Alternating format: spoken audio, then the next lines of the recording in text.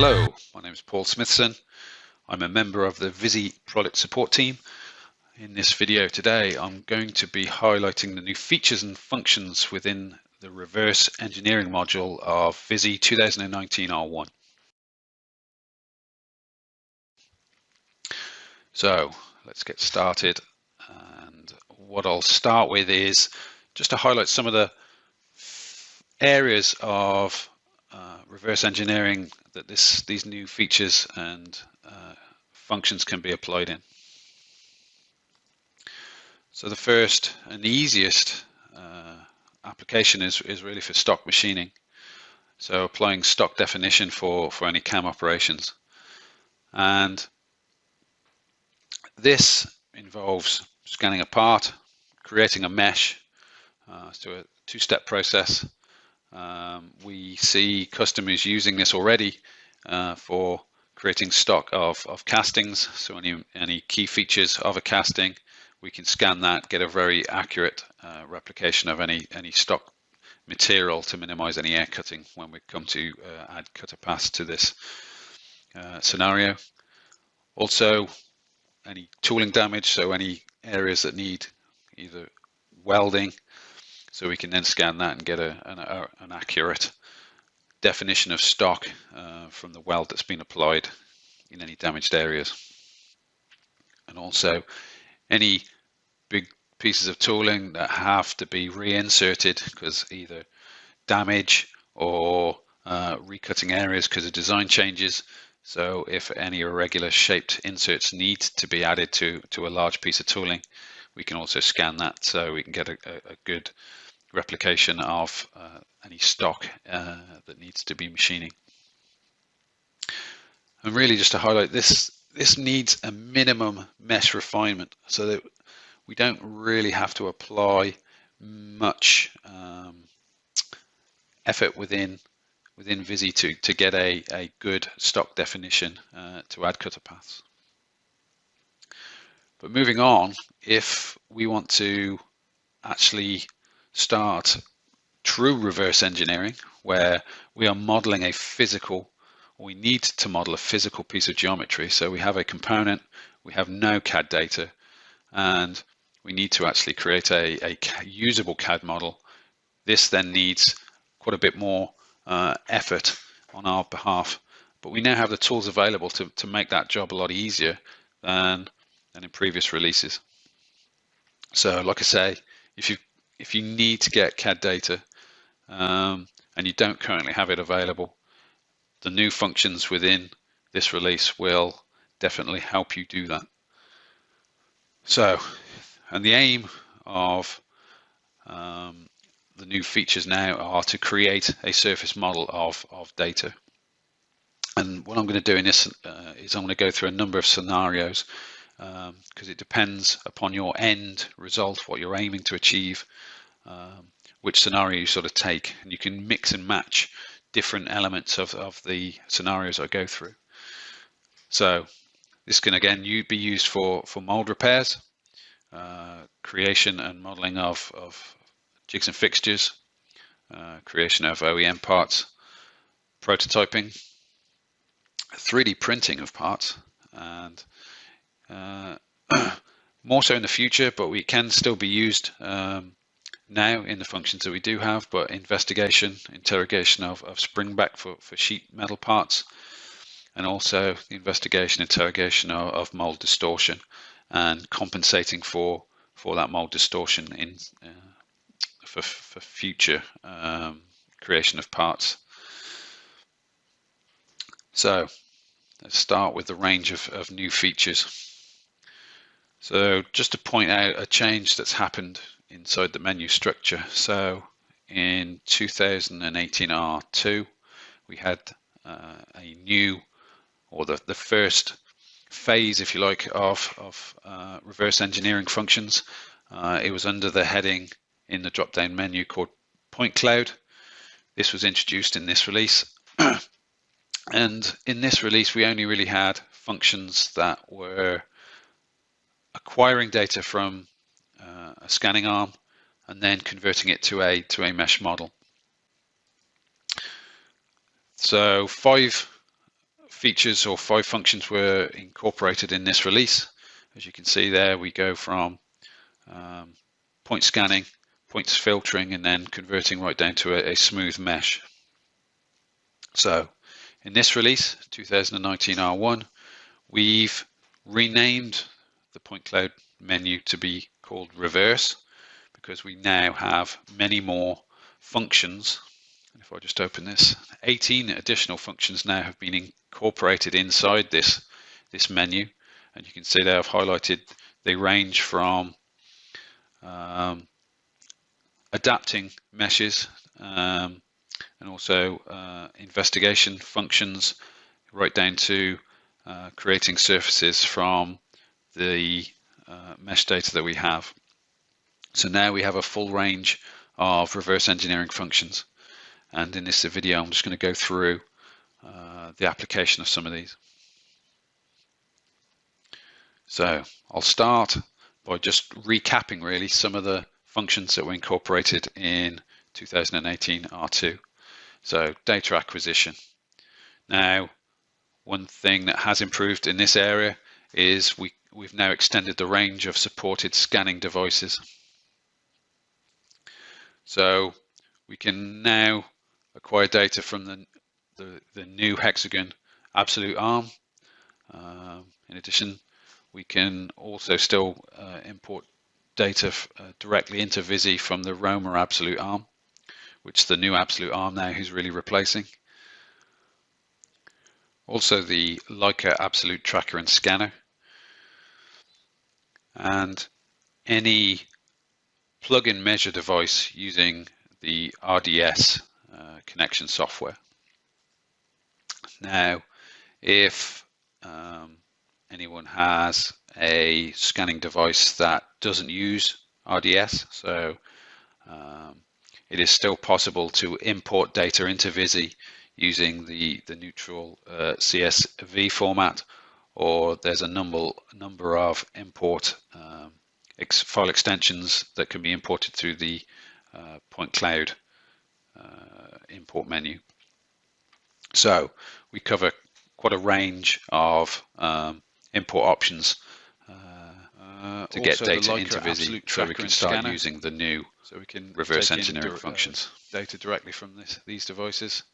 So now I'm going to start going through the new and Hexagon scanner, some of the existing functions within VISI for reverse engineering. So the first is point scanning.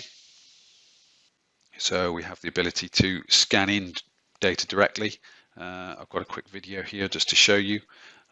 It's one thing to point out, it's worth, I think, filtering the points as we're scanning in the data to get the best possible start to then start creating surfaces from.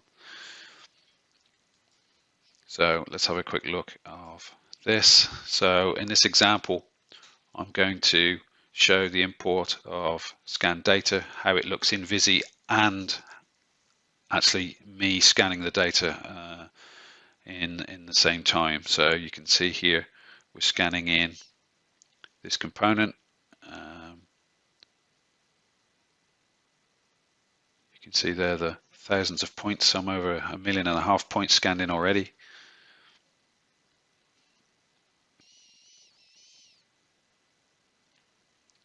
So we can see the part taking shape.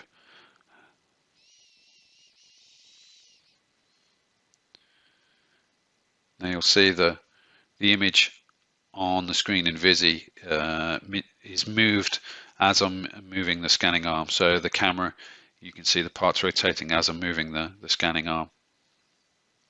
So I'm up to 7 million points now. I'm just over scanning some areas where I've missed geometry. But by moving the scanning arm around, I can see the areas I've missed. I can overscan areas a number of times. The filtering will help remove some of these points when I accept the results. So if I stop the scan, accept the results, so we're just under 8.5 million points.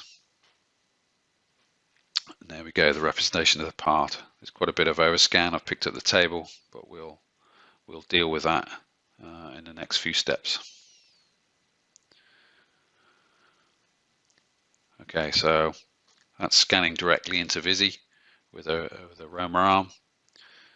Some additional functions for this release are we're now able to create planes from plane probing, so we can pick 3 points and create work planes within VISI, and also we can do cylindrical probing as well. So if we can have any diameters that we can probe, we can come in, click 6 points on the diameters, and it will the interface will give us a diameter of that probed geometry, and also it'll create points within VISI for us to be able to manipulate and create geometry from for additional modeling functions. So look, before I have a video just to show you. So I have an existing part here. So in the interface, I'm going to start with plane probing. So if I just show, I've got no work planes created. So if I start probing, and again, I'll show you the component as I probe it. So if I pick 1, 2, 3 points on this top flange, if I stop the probe, it gives me the points at the bottom of the interface that I've measured. If I just go in again, so start the probe. So the work plane has been created on the first point that I pick. So you pick 3 points, accept the result. So I've created a second work plane now on this flat face here.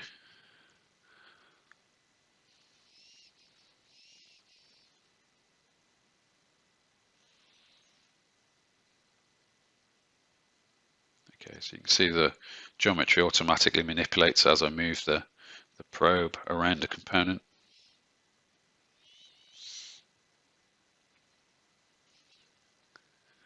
So there's the work planes that have been automatically created from my probing exercise. I can use these now to position scan geometry onto the workpiece and for removing points outside a clipping plane. So if I come in now and do some cylindrical probing, so again, I'll just show the component as I'm doing it. So I'll start by probing the center diameter.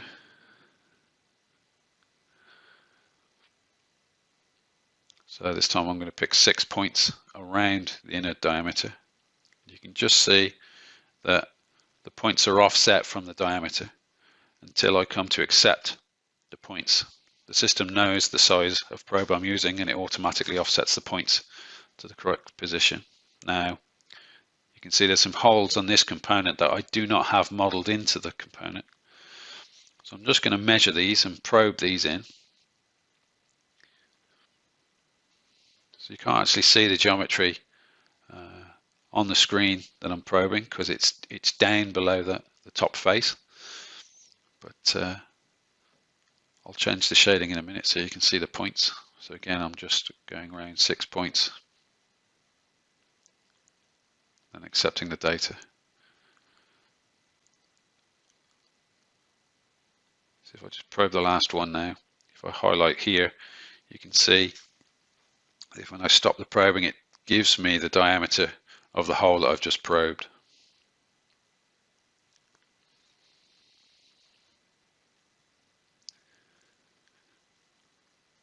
Okay, so this probing cycle really is not for measuring purposes as such. It's really for, even though it does give me the diameter that I've probed, it's really for creating additional geometry on the modeling side. So you can see there's points created, and I can use these points now to create additional geometry. So if I pick 3 points here, I can create some circles.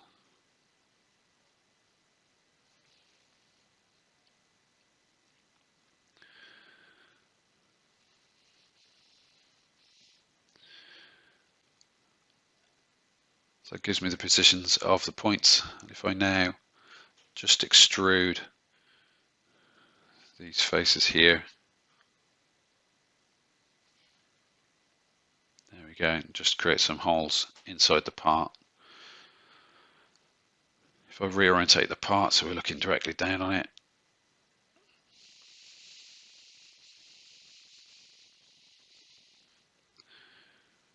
remove my construction geometry, and if I look directly down on the part, you can see the holes are in the same position.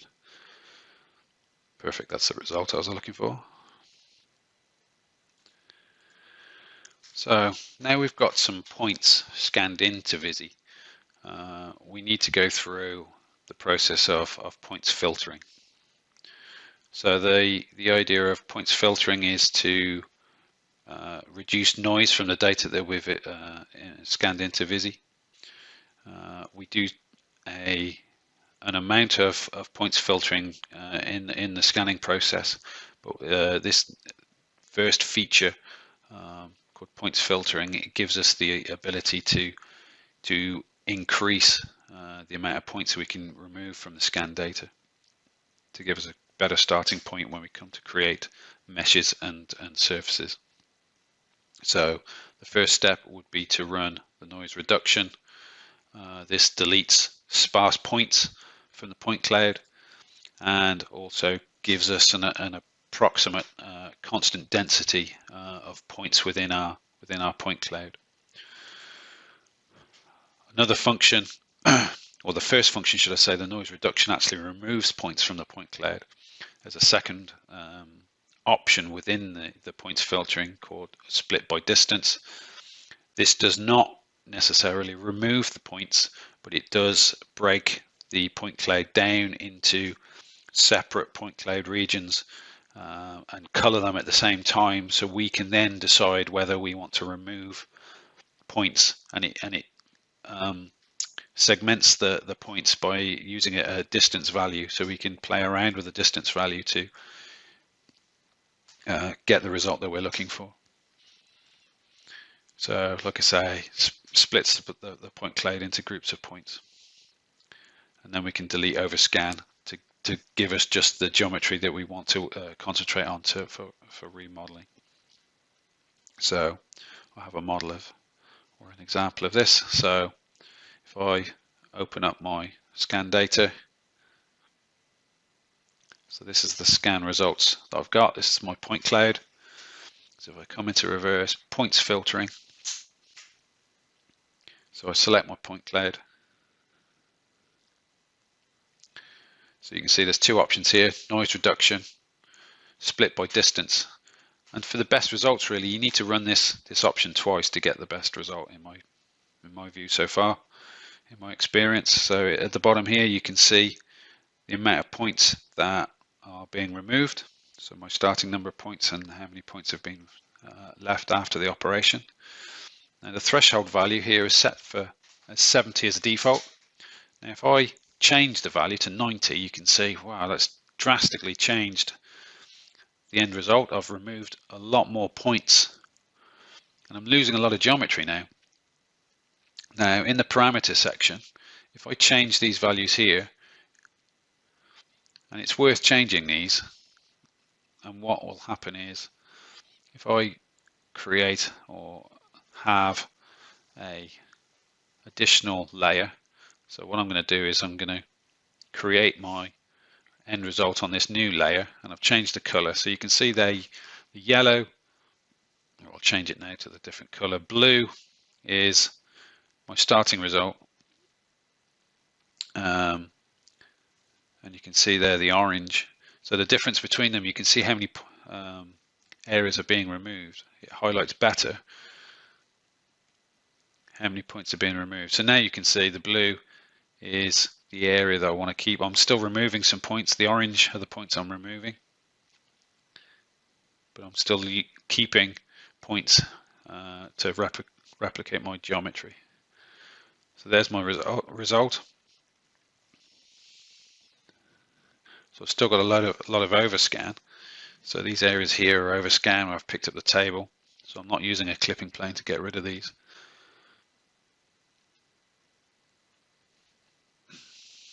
So if I come back to points filtering, pick the points again. This time I'm going to change here the split by distance. So a different set of values. I'm just going to change the color now and also change the layer that the results are created on. So the minimum distance between points by default is set to 1 millimeter. I've got a minimum number of points within each group. So I've got 54 cloud points created. So you can see here this overscan, because of the distance tolerance used, creates a number of different point clouds, but this area here must be within that 1 millimeter, so that area there is not being removed. So if I just change the minimum distance here, so play around with the settings, so let's try that. So you can see now I've got a much larger number, but this area here is now being removed. So that's great. If I accept that result, if I come onto this layer now, now the beauty of not necessarily deleting those by default is there's an area here where some areas are being highlighted, some points are being highlighted, but I don't necessarily want to remove them. So what I'm going to do is just unselect those. I'm going to delete the red highlighted points. These are the overscan of the table, so I don't need those. There's some points there that don't really help any geometry creation, so I'm going to delete those as well. So I'll accept that. Delete those points. And what I just need to do as a final step now is use the merge points function just to merge those points that I didn't delete back into the main body, because they do give me features of the part. There you go. So I've got a single mesh again, but now I've removed the overscan. So moving on to the next step, so onto the meshing process. So this really involves a number of steps that I'm going to go through in order to get the best mesh result to start creating surfaces from. So to start with, we go from points to mesh. Now this interface will automatically populate with the best values to give us the best results. We can adjust them for certain scenarios depending upon the geometry. Fill gaps, any holes within our mesh, we can then use a fill gaps, and we've got a number of different options to give us the best results depending upon the geometry of the hole that's been created in the part. Mesh refining, again trying to get rid of either poor scan or trying to compensate for rough surface finishes and trying to give us a good starting mesh to create surfaces from. And finally, mesh smoothing, which we can either select local areas or do a universal smoothing operation over the whole part to give us, again, a nice smooth mesh for creating surfaces from. If your aim is to take a point cloud and convert it into a usable set of surfaces, I would recommend going through each of these steps one at a time, adjusting the variables within the interface to give you the best result from your point cloud to mesh for surfacing. Now, all these functions here displayed are available in the 2018 R2, but in addition to this, in the 2019 R1 release, we have an additional function which is a one-click mesh solution. This gives you a single interface. It is for converting point clouds to a smooth mesh in a single function. I must highlight that it doesn't give you all the variables that the previous functions I showed on the previous slide have, but it does, in the single interface, it allows you to apply points filtering and also mesh management options, you can also fill gaps and refine the mesh and smoothing of the mesh as well. So again, just to highlight, you don't have the full range of variables that you would have if you went through these options one at a time, but it is a good one-stop shop of creating a mesh from a point cloud. I'm now going to run through the application of these features on a point cloud. The point cloud I use in this example was not created in an ideal situation. Basically, the component was on a table, on a suspended floor, on a wooden floor, and there's a lot of noise and geometry that I have to deal with these functions to give me a nice starting point. So if you think of this geometry as sort of a worst case scenario, it just goes to show that these functions can get me to a good result at the end. So if I start VISI and show you the applications, so if I start with points to mesh, select my mesh geometry, it populates the interface with values to give the best results really from the scan data that's been applied. We can change these. We can also have some options to try and close holes and fill holes automatically.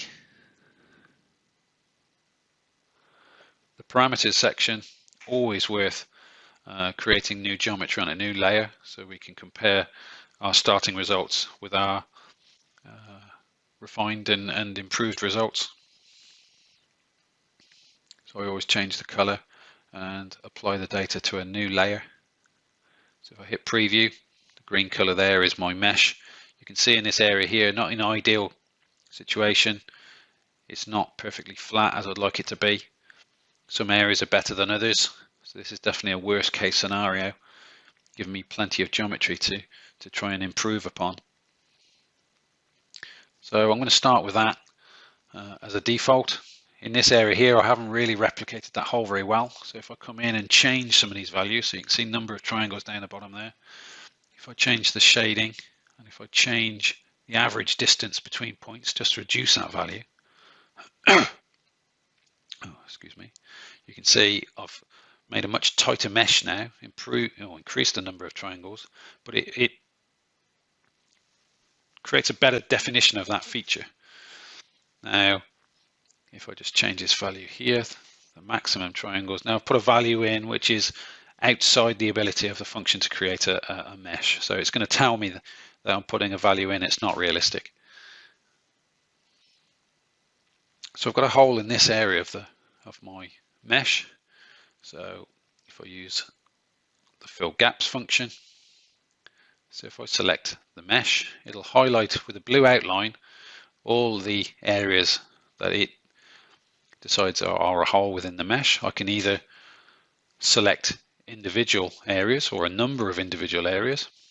So I can do a single element selection or a window selection. Hit preview, gives me a preview of my result. So it's created a good result in that area, I think. Now I can say fill all if I wish, or just select selected areas. And the options give me a number of algorithms to create either flat or trying to follow the curvature of the mesh geometry. Again, if I create a new color, a new layer, I can compare the results. There's the two results on top of each other. Okay, so that's fill gaps. If I now use the refine mesh function, so with this function I select the mesh that I've created. I also need to compare the results back to the original point cloud. So I need to activate the point cloud, select the point cloud. Just turn off the point cloud again. Now, again, if I change the parameters here,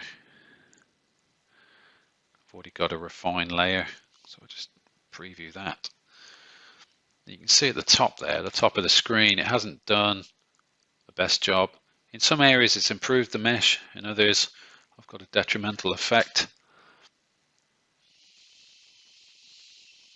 An area down here as well.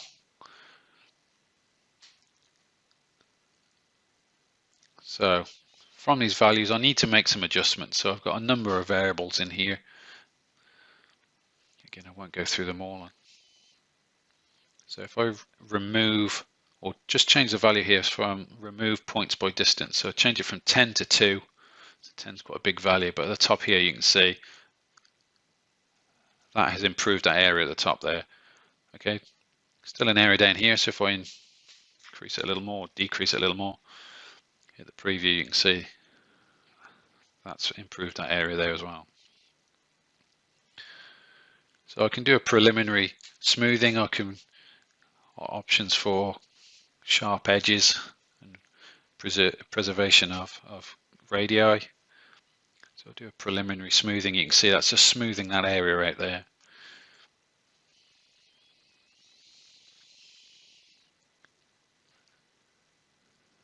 So I'm just going to turn that off because I have an additional smoothing operation to run. So now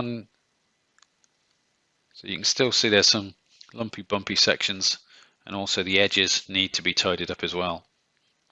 So you've got areas in here where you've got overscan, and so if I use the mesh smoothing, again I've already saved my defaults on this area now, so the parameters I'm not filling every time. So rather than me keep changing them, I can save my defaults. So for the mesh smoothing, I can either do a local area, so I can put a window around an area and just smooth an area locally, and you can see that's nicely smoothed out that area there. Again, number of cycles I can change from 0 to 20 to achieve a result, or maximum deviation value. So it's a case of changing the values depending upon the scan that we have. So now I'm going to do a global smoothing rather than just a local section, and you can see it's done a good job of smoothing the entire part now. Again, a before and after result.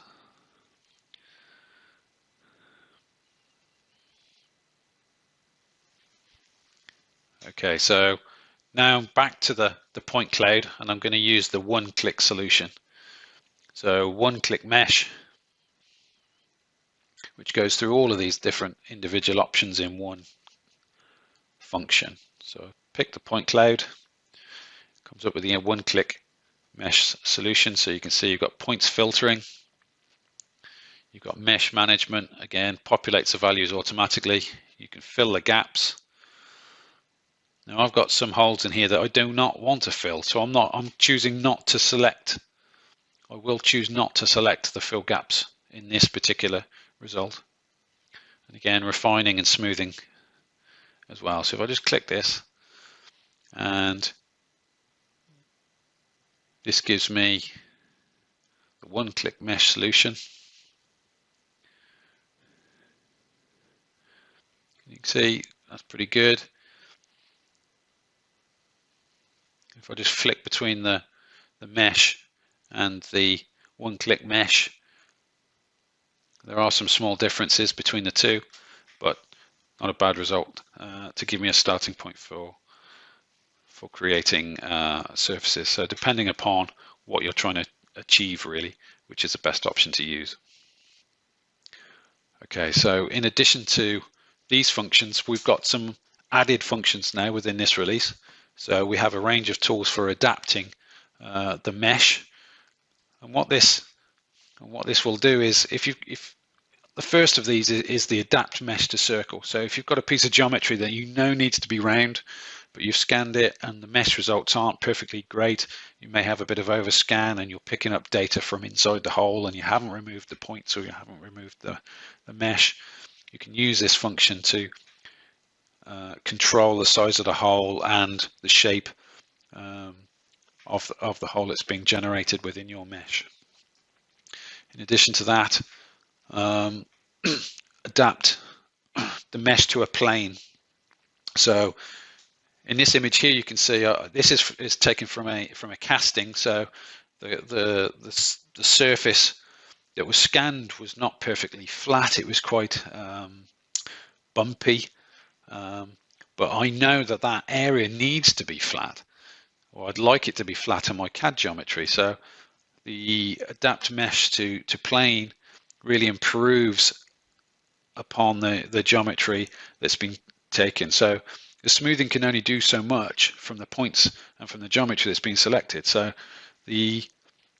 us as humans, it's easier for us to be able to pick out plane areas that we know need to be flat. So this allows us to be able to pick geometry on the mesh and force the geometry to be a plane. And in addition to this, we have an adapter mesh to a cylinder. So if we have, again, geometry that we know needs to be cylindrical or a radius, we can use this function to improve the quality of the mesh to give us that geometry that we're aiming for. So in addition to this, there's another function in this sort of area of the drop-down menu called mesh cleanup. The mesh cleanup, because these functions are going to be adding new triangles, adjusting the triangles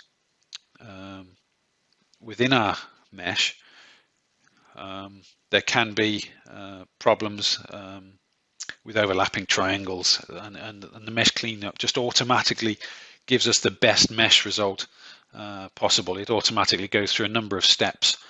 It's a one-click solution really to give us a good starting point then to move forward from. So let's apply this to our data. So you can see this hole here is not perfectly round. It rolls over on the edges. So I just want to tidy up this geometry here really. So from the drop-down menu, if I use Adapt Mesh to Circle,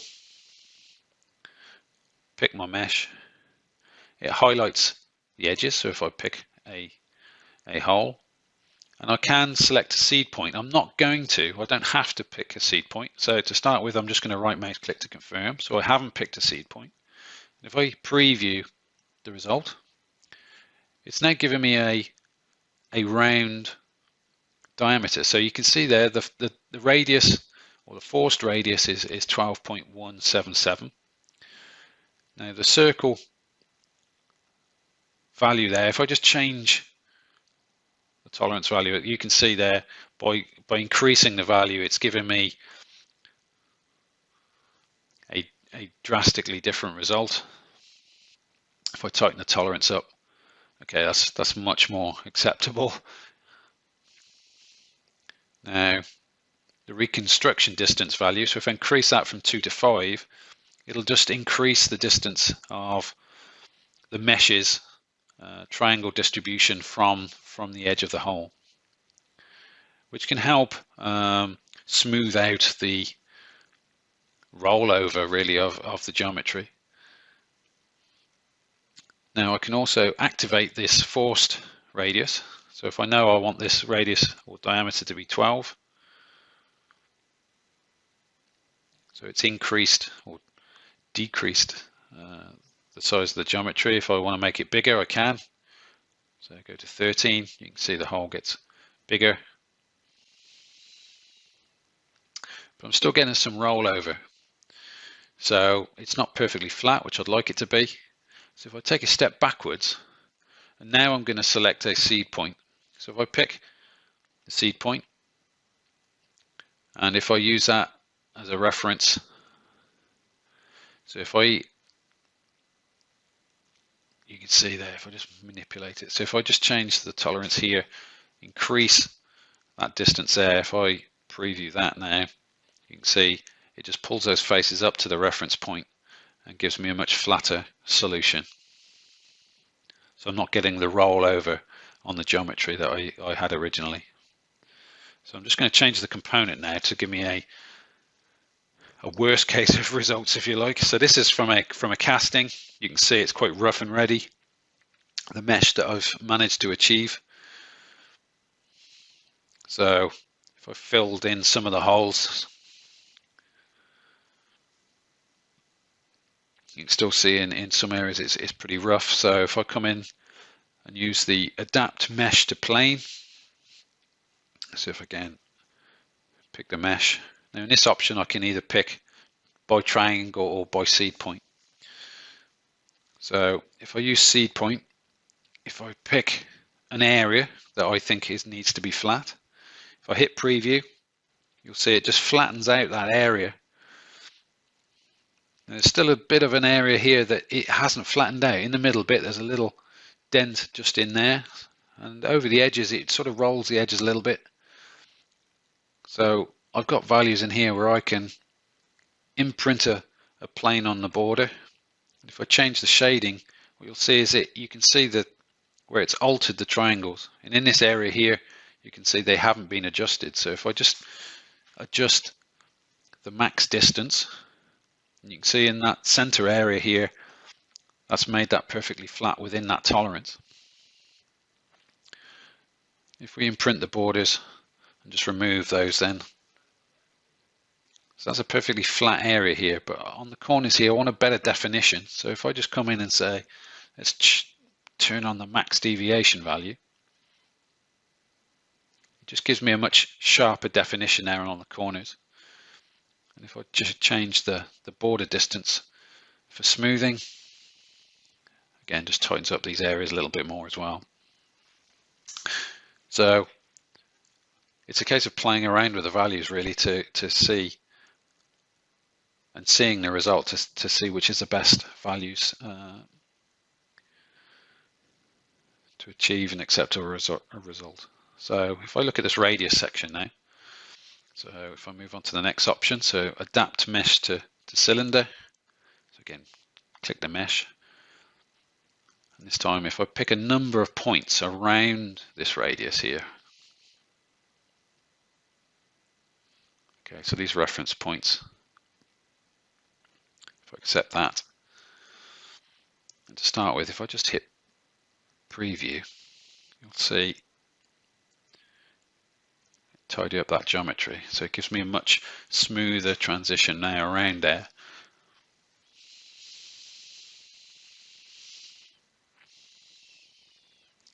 So if I also do it on this top section in here, so pick a number of points,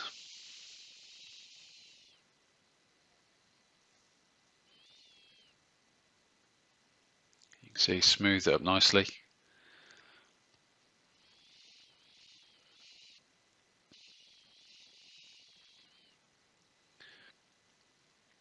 Come back to my adapt mesh to plane, so what I'm going to do is I'm just going to concentrate on a local area and by selecting triangles. So if I just window select this area here and say right, I want to force this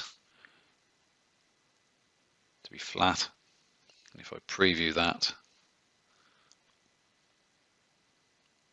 you can see it's flattened out that local selected area.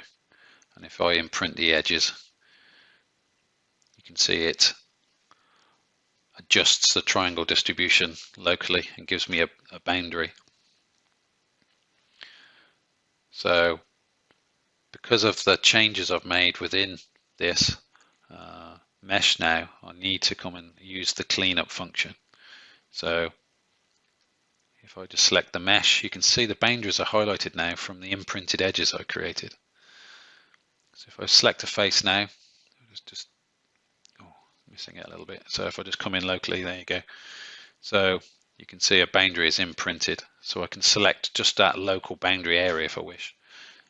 So I'll leave the defaults, and you can see all problems, 29 problems have been fixed now. So there could be a number of issues of self-intersecting triangles or overlapping triangles. So all of those are automatically improved, which will give me a much better result when it comes to creating surfaces from that geometry.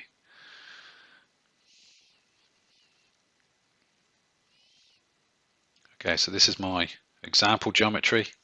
Now, just to highlight, there are areas in here, so you can see some rippling on this face in here, and that is nothing to do with my mesh really. It's down to the geometry that was scanned. It's geometry that was taken from the component. So it's a real life but result, whereas there's areas where I know these need to be flat faces when I come to surface this. So you get rollover and a bit of rippling from the geometry. So what I've done is I've continued to use the adapt functions, and you can see I get a nice smooth transition now. So that area there I know needs to be flat, so I've flattened it out using the adaptation functions. On the top, I've adapted up the top face here as well. So the transition of the flat radius areas have been improved by using those tools that I've just shown you.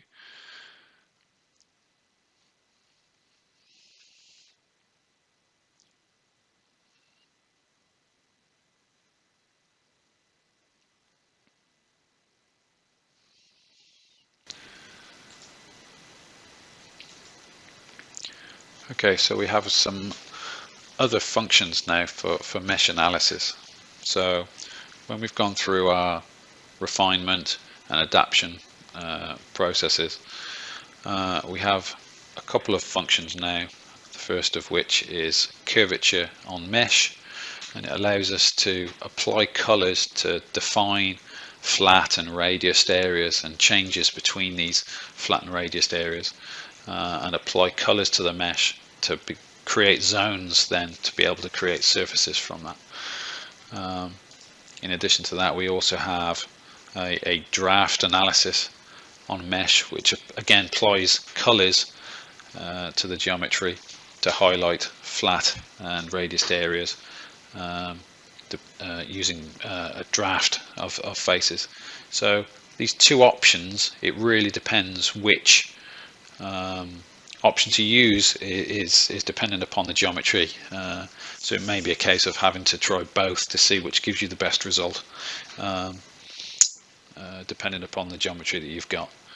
So let's look at these being used on geometry. So here's my part.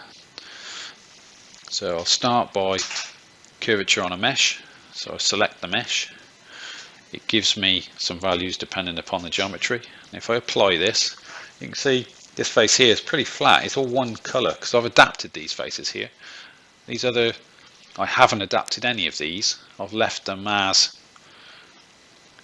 they've been created so far through the functions I've used. But you can see this red area here. That's a transition between the radiuses and the flatter areas. So this area here isn't perfectly flat. I can say draw edges from the interface, and it'll draw the edges of all the transitions. If I say move to layer, so I'll just say curves. If I preview that, apply it, you can see it draws edges on all of the transitions of all the colors. So I could delete some of the curves I don't want and just select the ones I do. If I wish to, I'm going to use a different method now. So if I just reapply the curvature, I'm going to change some of the values now to try and improve this result. So if I change some of the values within the ranges, so just enter them manually and just preview that to see how that tidies things. So it's tidied up some of the radius areas. If I change over some of these colors where you've got yellow and blue areas in the same environment, so if I just change both those values to blue, you can see that's tidied up those areas. So it's just a different way of approaching things to try and give me zones to then move forward and create surfaces from, which I'll show you in a second. Then we apply this, and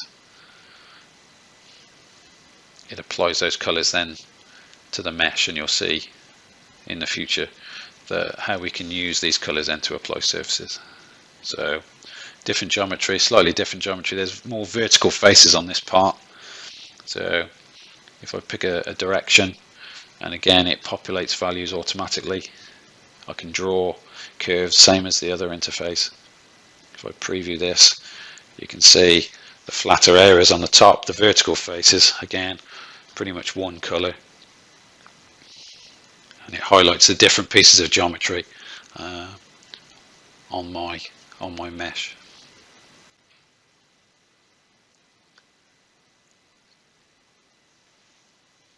So now the functions I've shown you so far, I've gone through them in order as they're presented in the drop-down menu. The next range of functions, depending upon the kind of result you're trying to achieve and the order that you use them in, and the functions you use really depend upon the geometry you've got and what your end goal is, the accuracy of the surfaces you want to generate.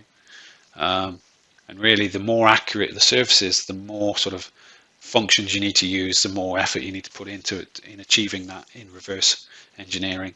So I'm going to go through a number of scenarios, and you can mix and match the different techniques I use in these scenarios to get a surface model. So I'll start with method 1, and this is probably the easiest and most straightforward, the least amount of effort to achieve a surface model.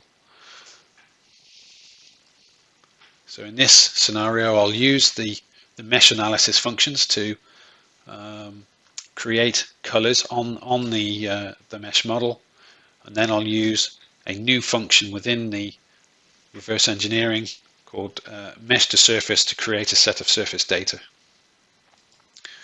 So let's see this being applied. So if I come into reverse, I'll use the curve on mesh. If I hit preview, now it's a slightly different result that you just saw because I've adapted this mesh a little more than the one I used in the previous example. So if I just change some of the values, that's again improved the result. If I just change this color here. Okay, so I can see the planar areas, I can see the radiused areas in the green and the red colors. So I'm going to apply that result. And what I'm going to now do is just activate another layer where I'm going to create my surfaces. So from our reverse menu, if I come down and show you a new function here, mesh to surface. So I click the mesh, which selects a single mesh, but now if I move the cursor over the different areas, you can see the colors are being highlighted as zones. So I can either select individual zones to create surfaces from, or I can window select or select all, and it comes up with this mesh to surfaces interface. I'm going to leave the defaults as they are, hit preview, and we go through a process of creating surfaces automatically. So I've reduced this time. I'm not going to sit and watch this create all the surfaces, so I've just cut that section out of the movie. So it might take a few minutes depending on how big the part is. If I accept that result, change the layers, you can see here a large proportion of the part has automatically been created. So these are surfaces now which I can manipulate within the CAD environment. You can see there's some areas here that we haven't been able to create automatically. If I turn on the edges, you can see the edges follow the edges of the mesh. Now, depending upon what we're going to use these surfaces for, that may not matter to you. There are some areas where surfaces are missing, and these areas, this geometry, are either need more adapting on the mesh side, or they just need to be segmented a little more to create a surface. So the geometry might be too complicated really to create a single surface. So if I just add, what I'm going to do is just going to add on some manual segmentation here. So I'm just going to use the polyline to select some areas and change the colors of those areas to create a boundary between the different pieces of geometry. So if I apply a color, so apply a yellow color on these, and this area here, look, is just a nice radius transition between the two flatter areas. So if I come in and use the mesh to surface again, and instead of picking the whole geometry, I'm just going to pick the zones where I haven't got surfaces created. So I'll just do it locally, hit the preview. It'll quickly go through this and create some surfaces. So you can see it's created some of the surfaces that were missing. So with a bit of interaction I could completely create a full set of surfaces on this piece of geometry. Okay, so that's probably the simplest method to create a working result. So let's look at method 2. It's very similar to method 1. So again, I'll use a curve or a draft recognition to apply colors onto the mesh. I'll then manually go in and refine the definitions of the colored zones. So I'll pick areas and highlight colors and imprint breaks within the different areas where I know that I might have trouble creating surfaces. And then again, I'll use the mesh to surface to create a set of surfaces from that geometry. So let's see this on the practical example. So here you can see there's some local areas where colors are bleeding into others where I haven't refined the part as much as I could. So if I use the change color on mesh, what I'm just going to do here is just window select some local areas.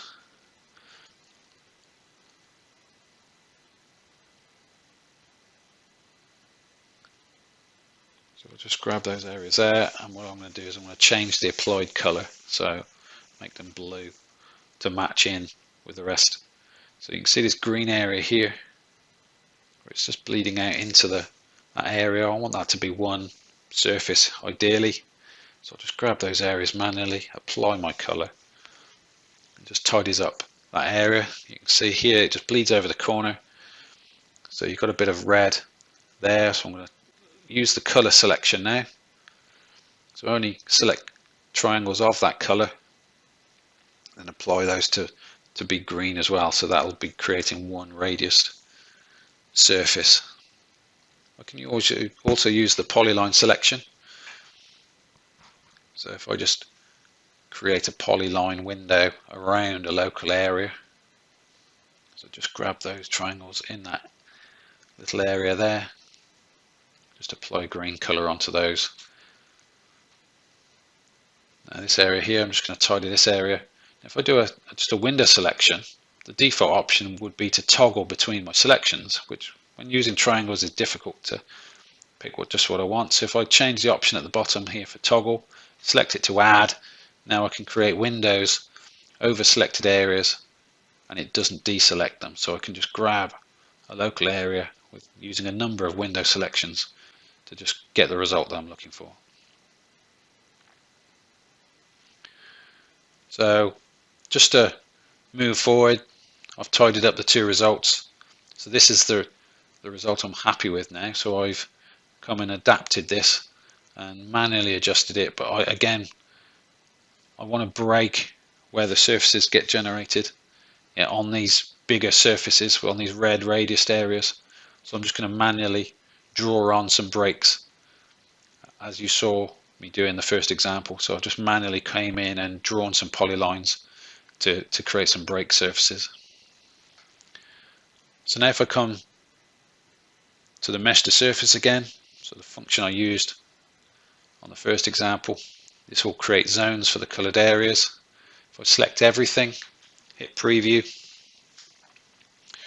and let the system go through the cycle of creating surfaces.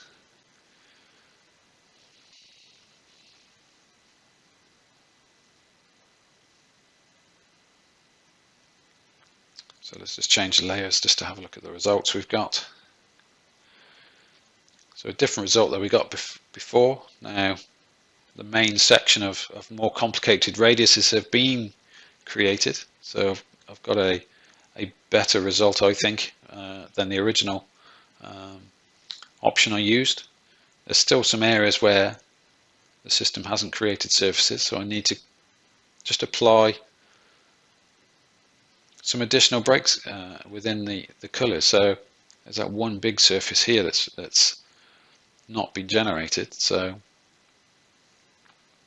if I just come on and add in a bit more detail, so if I say change color on mesh again, I'll use the polyline selection, just draw a line in here. So I think it's a transition between that radius and this flatter area where I'm having trouble. So again, apply a different color here. And again, do that locally. So if I come to the mesh to surface, and this time I'm just going to pick the local areas that were not converted to surfaces the first time I ran this function.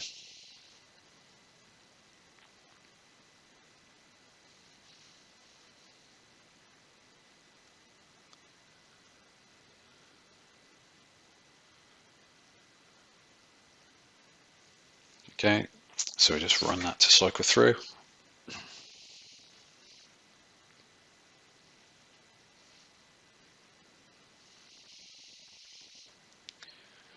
Okay, so it's getting there now. It's about 90, 95 or even more than that % done. So almost got a complete part. So that process shows method 2. If I move to a third method, this time I'm going to use a grid. So I'm going to create a grid, project that down onto the part itself. So I'm then going to adjust any parts of that mesh locally. So if there's not a good definition, I may add in some additional grid elements, or manually draw in some grids and project those onto the mesh. I'll then imprint them into the mesh, which will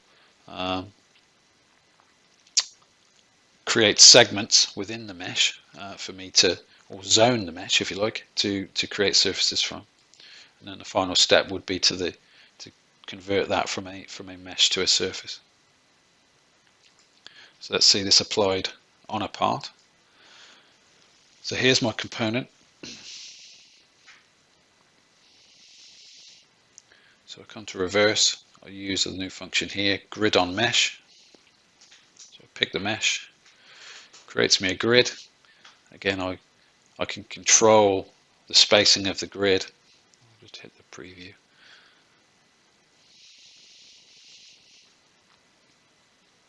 I can change the angle of the grid.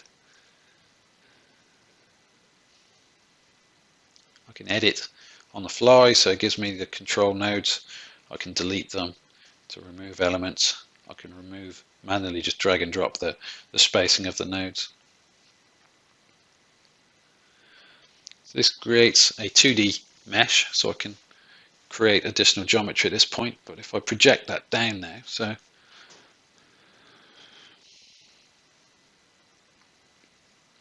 just apply another layer there. So reverse, project on mesh, so another new function. So select my mesh, select my grid geometry. I get the option now to either project it or imprint it. So I'm going to project. I'm not going to imprint in this case, and I can either do it normally or along a grid normal. So if I pick a direction, so I'm going to project it down Z,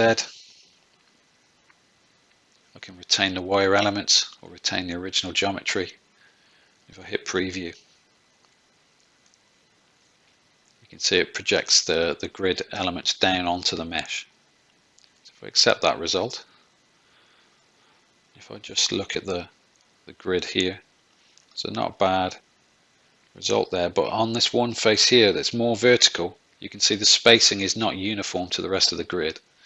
So what I think I'm going to do now is come back to my original grid, just use the CAD functionality to add some additional elements in. So I'm just going to use the parallel function in here. If I just change the color as well, so I can see the difference of the, let's pick an orange color. So I'm just going to add in some additional elements in here. So if I'd offset that by 5 millimeters. So put some intermediate elements in. So just do this at a 10 mil spacing. So apply some additional copies in. That's it, just onto this vertical face here, or more vertical face here.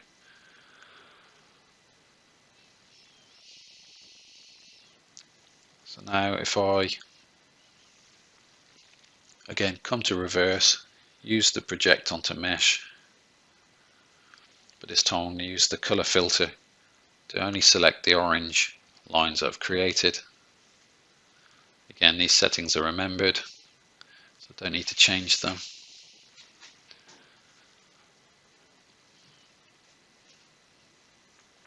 And you can see that then those orange lines are then projected down onto the mesh. So it gives me a better or a more uniform grid spacing on those faces.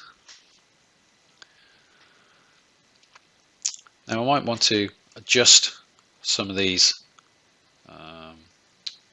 Actually, before I do that, if I come, there's no outer boundary on this particular set of results. So if I come and say draw an edge on mesh, another new function, so I pick the mesh, it allows me then to draw a selection of outer boundaries, or I can select a face and you can see it selects all the outer boundaries. So now it gives me a wireframe result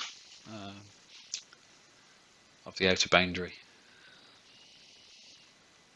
So what I'm going to do is I'm going to just apply some manual adjustments in here. So this radius in here, I want to define surfaces in a more manual process in this area. So rather than applying a grid, I want the grid to be projected at the transition between the flatter areas and the radius. So I'm just going to sketch on some line geometry between where the radius starts and the planar area starts. So if I just sketch these on using the wireframe element, you can see you can't see the yellow lines because they're not actually projected onto the part at the moment. So if I use the project on mesh, again pick the mesh, use the color filter just to pick the yellow elements, and this time I'm going to use the normal to mesh solution and it projects them up onto the mesh now. So if I just turn the color off, what I need to do now is if I come into wireframe, if I use the convert to a curve and just select all that geometry, so all the geometry is the same geometry type, so they're all curves now. So what I want to do is find the intersection between these curves. So I'll just turn on the curve layer, come into split elements. So if I pick an element here, what I'm going to do is I'm going to split it by points. If I find the intersection point, so there'll be a couple on here, so if I choose where I want the curve split, so I'm going to split it from here to this intersection here. It changes the color to show me the definitions of the split. So I'm just going to get rid of this portion here. If I do a little bit more just to show you, so there's a single element there, I don't need that one, I'm going to split it at that intersection, so I'll get rid of that.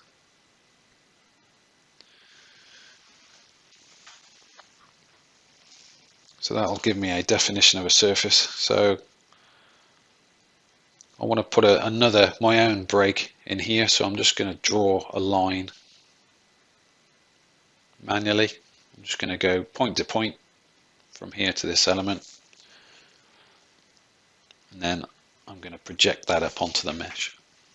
As long as the lines I draw are on the line elements or on the mesh elements, not the mesh elements, the line elements, when I come to project it, normal, it guarantees it creates a single segment.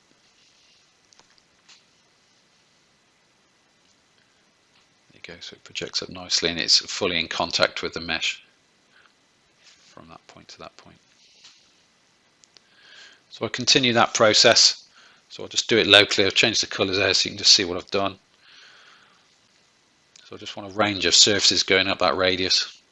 So now if I use the project onto mesh again. Now I've finished my definition of the curves, I'm going to actually imprint them into the mesh. So I come in here, I change from project to imprint. So I want to do it normal to the mesh. I'm not going to retain any geometry this time. So I'll hit apply. So that's applied. If I change the shading, if I zoom in a little bit, you can see it's actually segmented the triangles into lots of square zones. So if I just change my layers around a little bit. If I come into reverse, come to mesh to surface.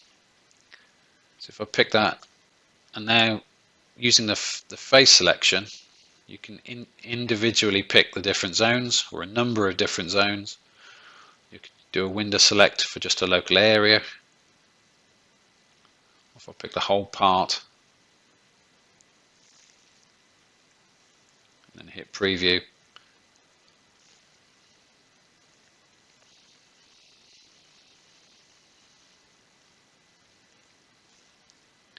I just accept that.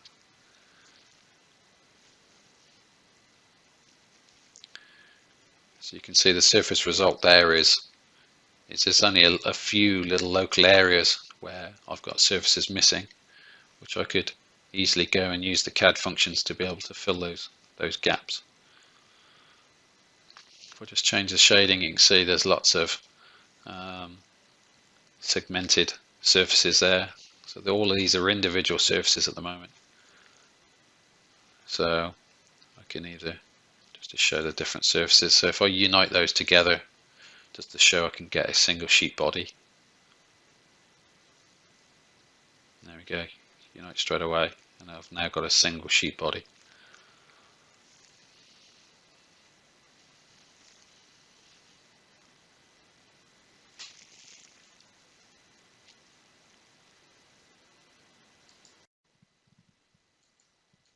So method 4.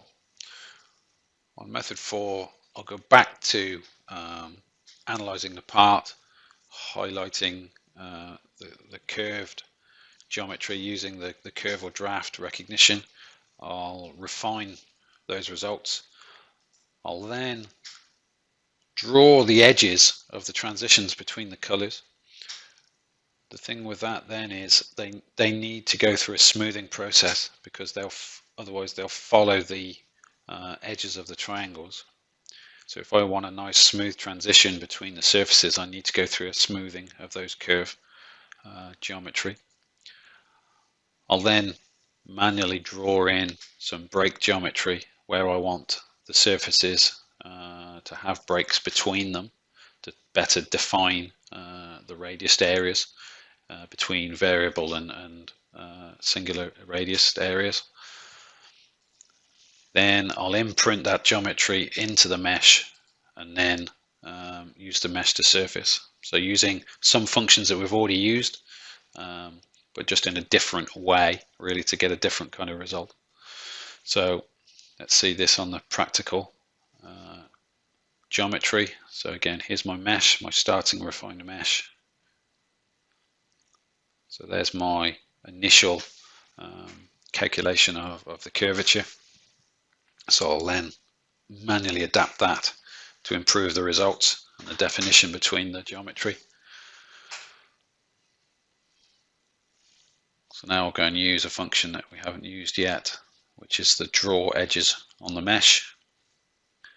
So if I pick the mesh, again, it creates zones. So if I pick just individual zones, so if I pick these radius zones here, so just pick them individually.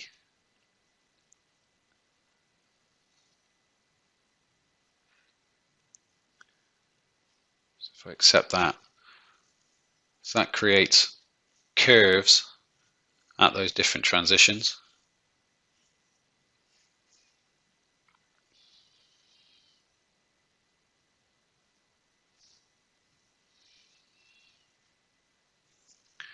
So if I also now draw the edges, so you've already used this function, so it gives me an outer boundary of the component. So now I've got the outer edges and the internal edges where I want the surfaces to be generated, but you can see it follows the edges of the triangles. So it's not particularly smooth. It'll be a zigzag transition if I create the surfaces from this. So what I'm going to do now is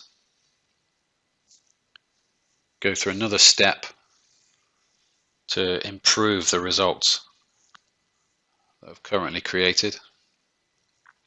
So if I use the smooth curves function now, which is now available in the reverse options. Now, again, I got the options to put parameters in. And if I change the colors there, you can see it smooths out that zigzag nature of that first extracted geometry. So again, I've got a number of algorithms here just to play around with the result to see which the best result I can achieve. So a nice smoothed out set of curved geometry.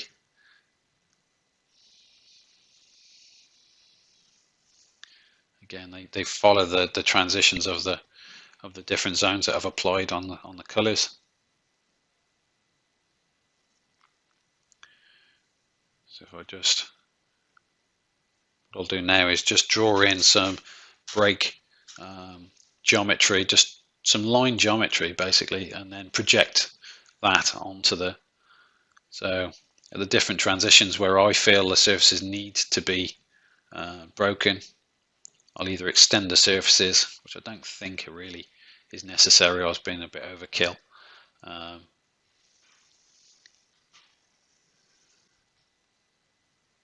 So if I now use the imprint function or the project function to imprint this geometry onto the mesh. So if I use the project onto mesh, select the mesh, select all that line geometry, just change some of the defaults in here, so imprint and normal to the body, hit preview. So this will imprint these transitions now to give me zones within the mesh. I'll just change the edges so you can see there it's imprinted and converted the mesh into different zones. Now because of this feature, I need to get the best results, I need to use the cleanup function. So if I use the mesh cleanup function, again I can pick individual zones, but what I want to do is pick the whole thing. So if I hit preview, it goes up and it's actually repaired 931 problems in this case.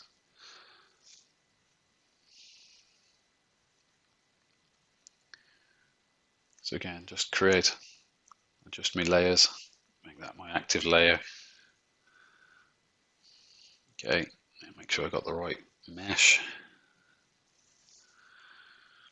So if I now come back down to mesh to surface, okay, select all the different zones within this mesh.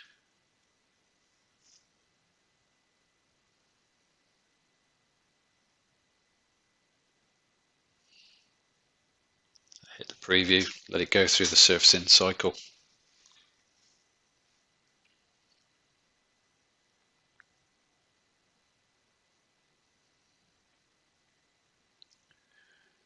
Let's accept those results.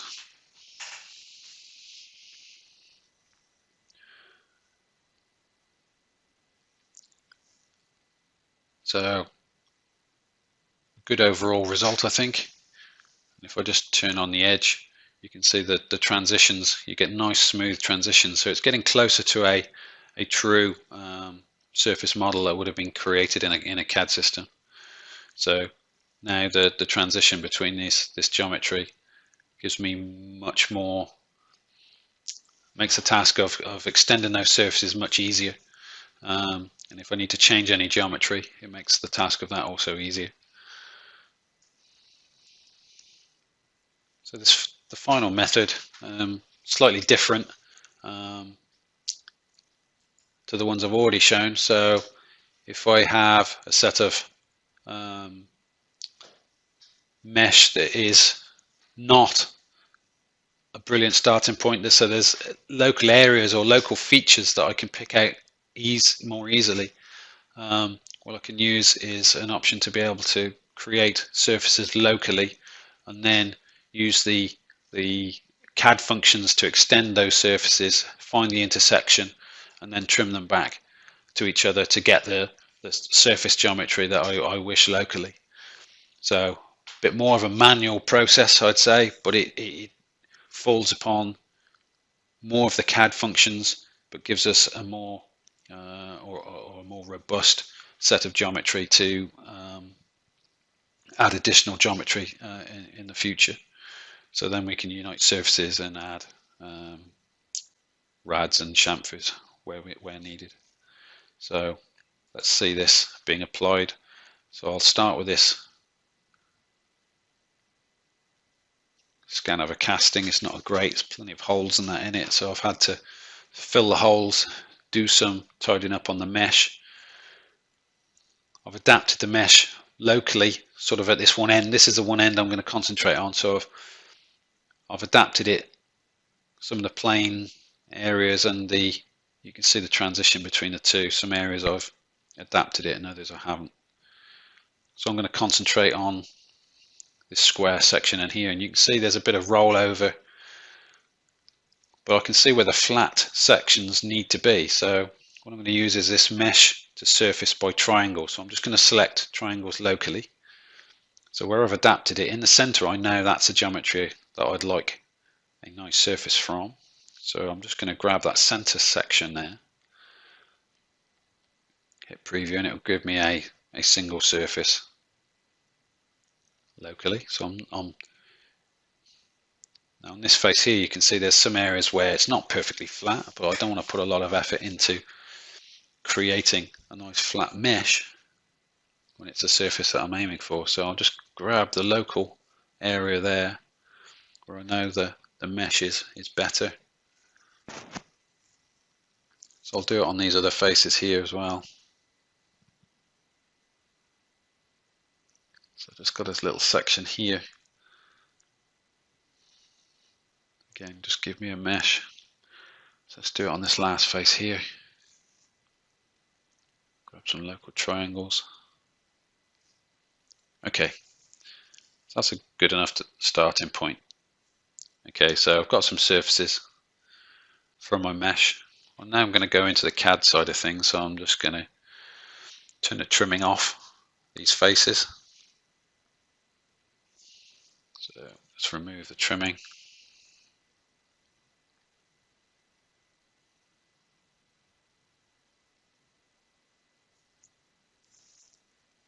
Okay, so let's extend them so they're intersecting each other. So if I just pick these individual edges, so if I modify those, it gives me a distance. Let's hit the preview. There you go. So most of them are intersecting. So okay, so I'll do a bit of additional work on a couple of these. So let's just grab these edges here. That's better. Right, so I'll use a number of different methods just to trim them back. So if I use solid, trim face to face. So if I just pick these two faces here, say modify both, and it just trims them back to the edges that I've, or to the faces I've selected. So it just trims back the unrequired surface data. So if I say cut body, I'll say I'll cut these 4 vertical faces here with this top plane. So it just allows me to delete the bit I don't want. So delete these. And if I just retrim this surface here, I'll just pick these 4 edges.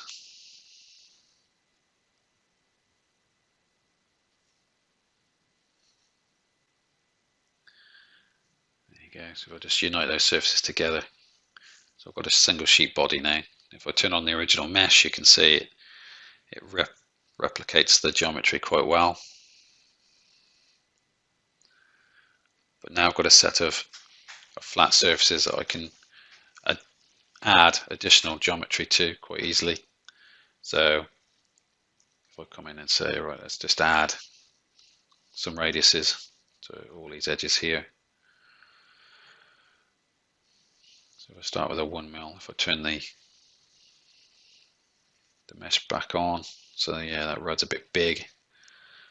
See, it doesn't really match the scan very well, so if I just decrease that a little bit, and that's a bit better, that better size.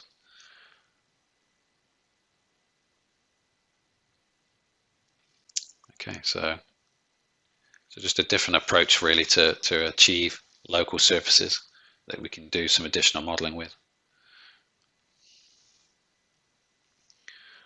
Okay, so those are the 5 methods, and I've covered most of the functions now available within the reverse functions. There are some additional functions that I haven't really covered through those scenarios, so I'll just go through those now. So some of them are pretty basic, but some of them are also really quite useful.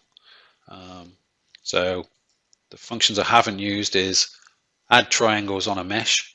So basically, if you pick 3, using this function, if you pick 3 points, it'll create additional triangles. So in this little image here, you can see there's some triangles missing from this side wall. So I've just come in and created these manually by picking 3 points on the mesh. Delete detached triangles. This gives us the ability to delete triangles altogether out of a mesh body, or we can either detach them or extract them and create a completely separate set of mesh data. A bit like the one-click mesh, we also have the option to create a one-click surface. Again, it gives us a single interface with some of the controls that we've gone through individually to try and create a set of surfaces from a one-click solution. Again, this follows the scenario of creating a grid and projecting it down onto the part. So it may not be suited for all geometry, but it might be a good indicator of how successful a certain process will be on creating a set of surfaces. So some scenarios it will work well, and some others it may not. Now, the last function available within the reverse engineering is alignment, particularly useful for parts which you can't scan in a single scan. So you might have to move the component, you may have to move the scanning equipment. So you may have the size of the component may be beyond the ability of doing it in a single setup. So you may have multiple scans that you need to align to be able to create surfaces from.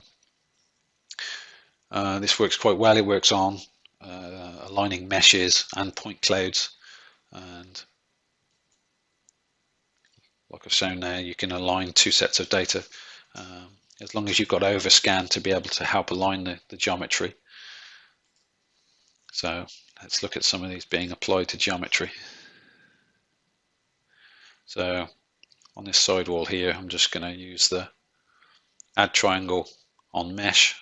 So I simply click 3 node points on my existing mesh, and it just adds in additional triangles and embeds it inside the mesh body. So I've got a bit of overscan here. I want to delete some of these triangles.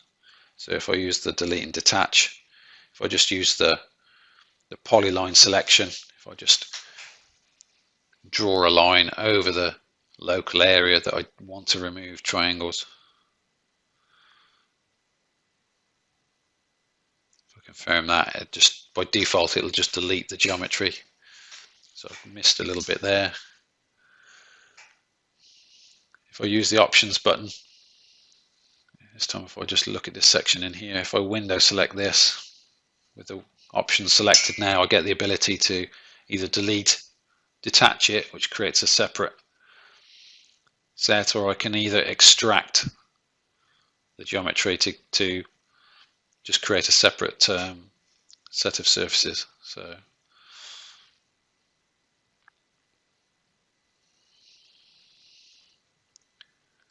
okay, so this is so at the moment here I've gone through the different mesh filtering functions individually. I've got to an adapted mesh. So if I come now to the one-click surface, so I pick my adapted mesh, again it creates a grid. I can change the grid settings depending upon the geometry.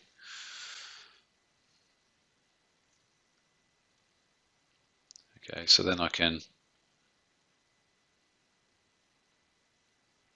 decide on how I imprint or project the grid onto the mesh, and then the surface creation values. If I hit preview,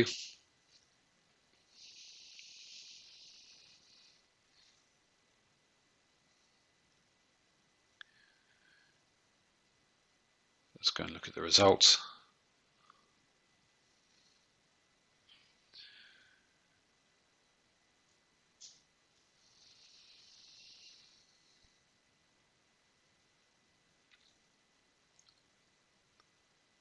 So it's a pretty complete set of results on this example. I haven't set up any zones, so basically they're all segmented surfaces that have been created. Again, depending upon what your end goal is, this result might be good enough. So I'm just going to align some geometry now. So you see I've got a CAD model and I've got a set of scan data. They've not been aligned, they're not in the right position to each other. So if I come and use the align function, so if I pick my two sets of geometry, and if I come in, I've got a number of aligning methods. So if I use the bounding box on this example and just hit preview, the system creates a bounding box around both sets of geometry. You can see my initial preview, it's got it close, it's pretty much aligned, but it's not quite right. So it looks like I need to invert it through an axis. So if I use these options in here just to invert through that y-axis, update the geometry, that's much better. Okay, so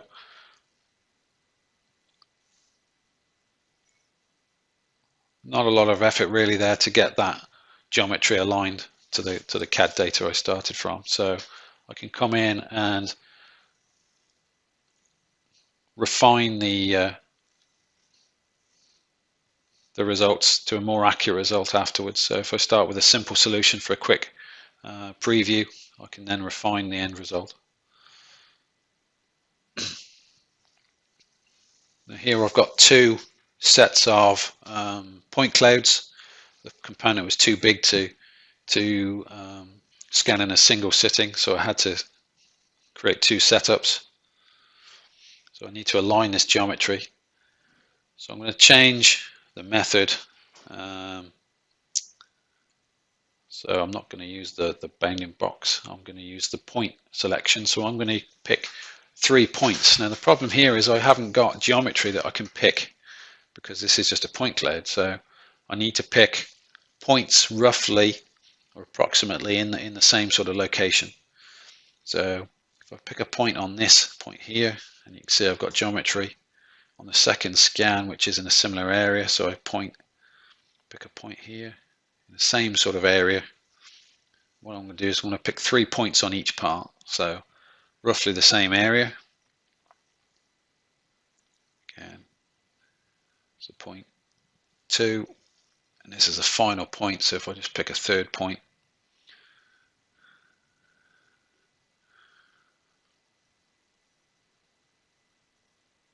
okay, so I've picked my 3 points, I'll confirm, I'll hit preview, and the refinement method is on simple at the moment. So that's aligned. There's a bit of mismatch in here.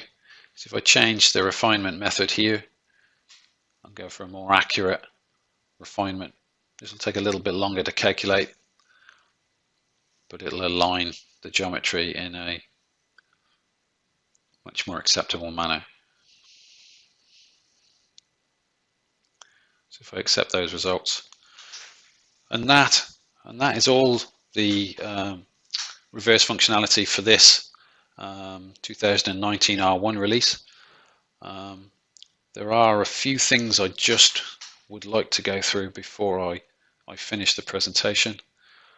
The first thing is, when dealing with scan data and large point clouds of millions of points, there are some helpful setting adjustments that I would recommend before you're doing this. The first is the graphics display. So within the system and settings drop-down menu, there's a graphics tab from the drop-down menu, and there's an option called point representation, and the default setting is to have this as a cross. And when you've got a small number of points, the default setting is set to cross so the points stand out. So if you're selecting points individually, it's better to have it set for cross. But when you've got millions of points, it really slows down the manipulation of the data. So if you change this setting over to dot, you get a much faster movement of the geometry on the screen. It's all real time, whereas this is only really affects geometry where you've got millions and millions of points. So for scan data and reverse engineering, I'd recommend changing this setting to be dot. And another helpful function in the same area of the settings interface is to change the double sheet shading color. This will highlight the normal colors of a point cloud. So you've got two color representation. So basically uses the point normal to color in the points. So you've got a primary and a secondary side color, and it's good. It helps the visualization of the geometry by changing these two settings. Another useful set of tools that we have available within VISI is the mesh menu. Now, not all license configurations automatically turn on the mesh menu. So if you're going to be doing some reverse engineering, if you need to turn on this mesh menu manually, so if you don't have it available within your drop-down menu, if you follow these steps, you'll be able to activate it within your drop-down menu within VISI. So what you'll need to do is you'll need to navigate to the VISI 2019 R1 system folder. And within that folder, if you search for a file called startup.cfg, and if you open that startup.cfg in any text editor, and within that file, if you go and find the line where it says mesh underscore menu equals, and it'll say 0, if you change that 0 to a 1, that's displayed there, save the file, restart VISI, you'll then get a mesh menu in the drop-down menu. And not all the functions, I would say, are available in the mesh menu are particularly useful for reverse engineering. So I'm going to highlight a few here which I found useful. So there's the solid to mesh, there's merge vertices, there's a cut mesh function, and there's also an offset function. So these four options I found particularly useful when doing reverse engineering operations and working on projects for people. So I'm just going to show you, and also, sorry, 5 options, merge as well, merge meshes. So if you've got individual meshes, you might need to merge them together to get a single mesh body. So I'm just going to show you a quick movie of these being applied. So on this particular area here, you've got a hole in a number of faces. So what I've done is created some work planes, or a work plane on a one of the faces. I've projected a line then onto that work plane. I'm now going to create a surface.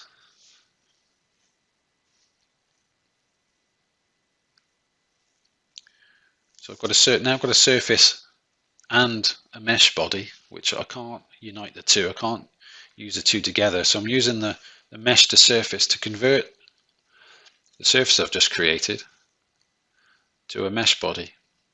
And if I activate the minimum facet width and change some values, I'm just aiming to create enough triangles in there which are a similar size to the rest of the mesh body. So what I just need to do is join these together. So I'm going to come to the mesh drop down menu. I'm just going to add some triangles. So if I pick 3 points,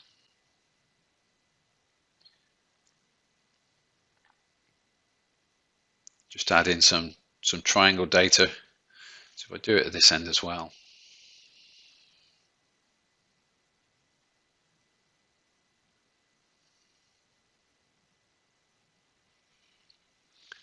So if I come back to the mesh menu, say merge meshes, so pick the 2 meshes, you can see it changes the color. So that's one single mesh now.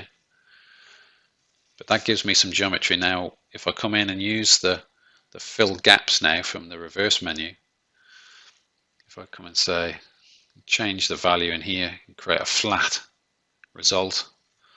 So if I just do these one at a time, hit preview, you can see it gives me a nice flat transition there.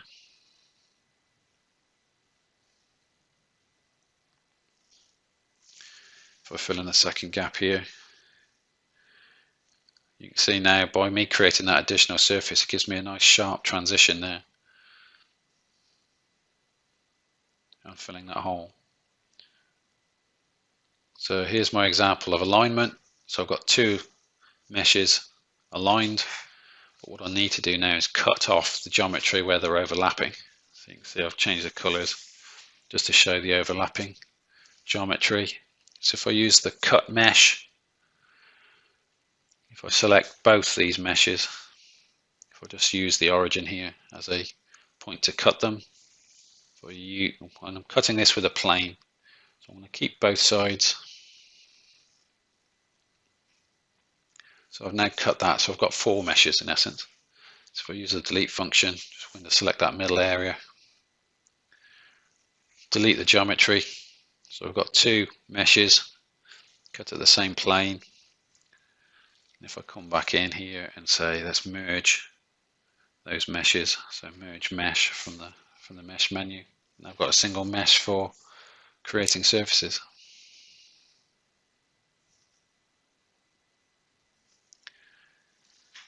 So in some areas, if we've got a poor scan to start with, we may have a mesh that looks bad like this. So if we use the merge vertices, so if I just pick some vertices and say move this vertices to here, I'll just do this locally.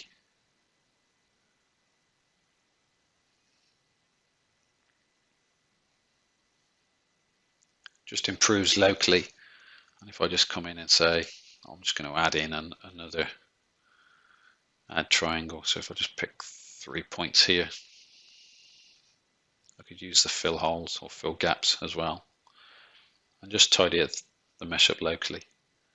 Now on this mesh I want to offset this geometry, so with surfacing it can be complicated to get a decent result on a large offset.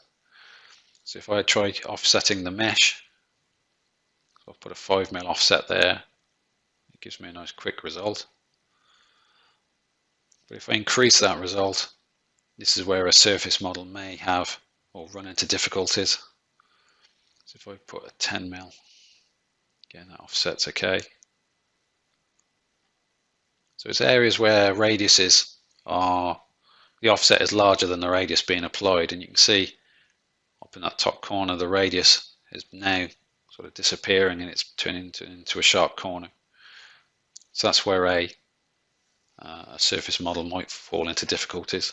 Okay, so that's all the new features and existing features for the reverse engineering module for the 2019 R1 release.